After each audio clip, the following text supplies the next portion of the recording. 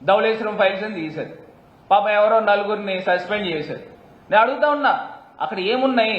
ఒకవేళ ఆ ఫైల్స్ తగలబెట్టారని అంటే దాని వెనకాల ఒక ఎల్లయ్యో పుల్లయ్యో లేకపోతే నేనో లేకపోతే ఇంకొకటి ఉండాలి కదా. మరి వాళ్ళు ఎవరున్నారు, ఎవరు తగలబెట్టిచ్చారు అది చెప్పాలి కదా.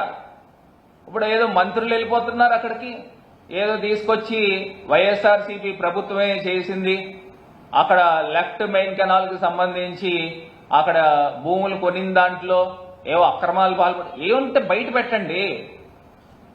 క్లియర్గా చెప్తున్నాం, మీ అధికారులు మీరు మీ ప్రభుత్వం ఉంది కదా, ఏదో అమాయకులు నలుగురిని సస్పెండ్ చేసేస్తే కుదరదు.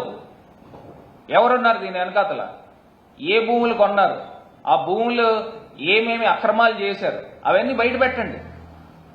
అంతేకాకుండా పోలవరం నింద ఇతని పైన పడుతుంది, ఈ తప్పిదాలు నింద ఇతని పైన పడుతుంది చంద్రబాబు గారి పైన అని ఏదో రకంగా ఒక ఇష్యూ డైవర్షన్కి ఓ డైవర్షన్ పాలిటిక్స్ స్టార్ట్ చేశారు. ఇంక ఇది కాకుండా ఏదైతే కరకట్ట ఫైల్స్కి సంబంధించి నిజంగా ఒక ఎంత ఆశ్చర్యం అనిపిస్తూ ఉంది. ఏదైతే విజయవాడ అవనిగడ్డ దగ్గర కరకట్ట కాలుష్య నియంత్రణకు సంబంధించి మళ్ళీ దాన్ని పెద్దిరెడ్డి గారి పైన, పెద్దిరెడ్డి రామచంద్రారెడ్డి గారి పైన ఏదో బురద జల్లే కార్యక్రమం చేస్తూ ఉన్నారు. నేను ఇవాళ క్లియర్గా చెప్తా ఉన్నా, అప్పుడున్న ఎన్టీఆర్ మొన్న రీసెంట్గా ఎన్టీఆర్ జిల్లా కలెక్టర్ ఏం చెప్పారు, ఆ కలెక్టర్ ఏం చెప్పారో అవి కూడా ఒకసారి మనం టీవీలో వీడియోలు చూద్దాం. ఏదో రకంగా వీళ్ళు సూపర్ 6 హామీలు నిలబెట్టుకోవాల్సి వస్తుందని చెప్పి దాని ఇష్యూ డైవర్షన్. మొన్న చంద్రబాబు నాయుడు గారు చెప్పారు కదండి, ఆగస్టు 15వ తారీఖు కల్లా మేము ఫ్రీ బస్సులు ఇస్తామని. ఏం చేశారనండి? మీ సూపర్ 6 హామీలు ఏం చేశారు? నిజంగా నేను ఇవాళ చెప్తా ఉన్నా, అమల్లో ఉన్న అమ్మఒడి ఏమైపోయిందండి? దానికి దిక్కుమొక్కు లేదు.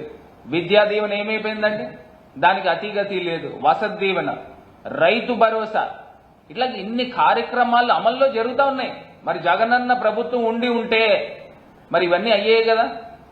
మరి ఇదే చంద్రబాబు నాయుడు గారు ఇప్పుడు చెప్తా ఉన్నారు రాష్ట్రం దివాలా తీస్తుందని.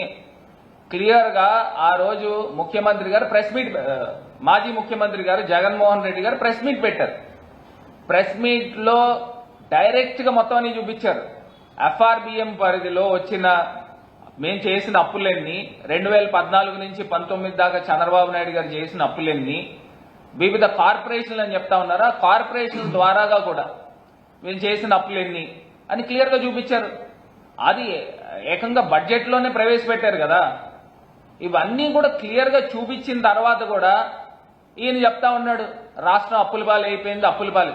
మరి అప్పుల పాలైపోయిందని నీకు తెలిసినప్పుడు నువ్వు సూపర్ 6 హామీలు ఇచ్చి ప్రజల్ని ఎందుకు ఏమార్చావు అని అడుగుతా ఉన్నా.